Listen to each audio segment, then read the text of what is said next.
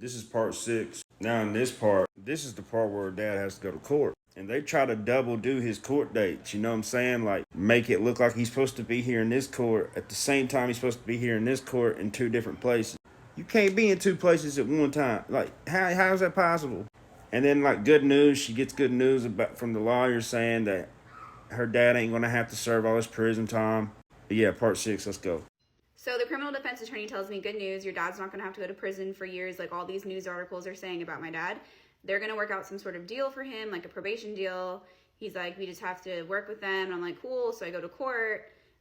First of all, let me just say the warrant for his arrest was signed by a judge in the city that he worked. The 4 misdemeanors were in the city that he lived.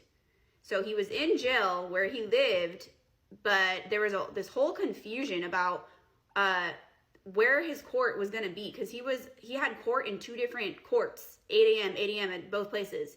And the criminal defense attorney is like, he's going to be in court in person here, in where he's in jail, right? So I showed up, and they're all like, who are you? And I'm like, I'm so-and-so's daughter. And they all give me the look, like, oh, you poor soul.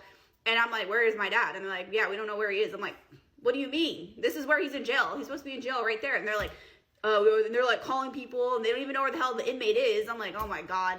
And then come to find out, someone transported him to the other court to where the warrant for the felony was. I'm like, that was shocking. So I'm like, you guys don't even know where he is? So that was the first day. The next day, criminal defense attorney's there. My dad's there. They bring him out. He's even skinnier. I'm sitting behind him. And, my criminal defense attorney goes in and says, yeah, they're going to work out a probation deal for you. You can avoid prison. We just got to wait until after the holidays. This was like Thanksgiving, Christmas. My dad was not going to have that. He was like, no, I want out today. I need out today, throwing a fit. And I'm like, oh my God. And I heard my dad say, if you don't get me out today, I'm hiring someone else.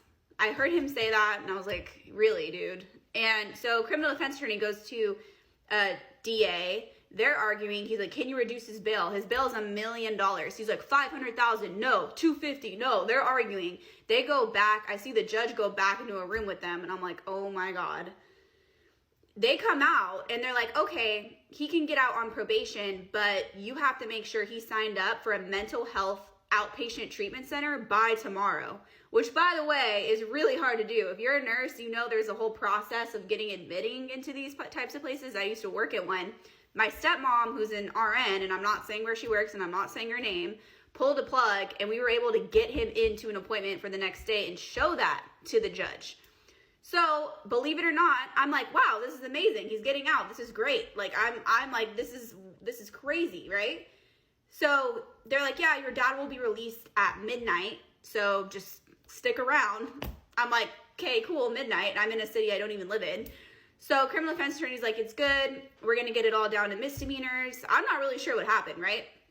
So now I have to wait at this jail, and I'm waiting. I don't know what time he's getting out, but my dad's calling me from the jail like, he wants his car, he wants his food, and I'm just like looking like a blonde girl sitting, waiting for, an inmate to be released.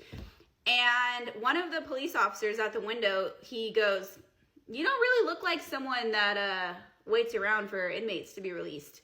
And I'm like, well, I've never done it. I said, my dad is actually a police officer and he's in jail.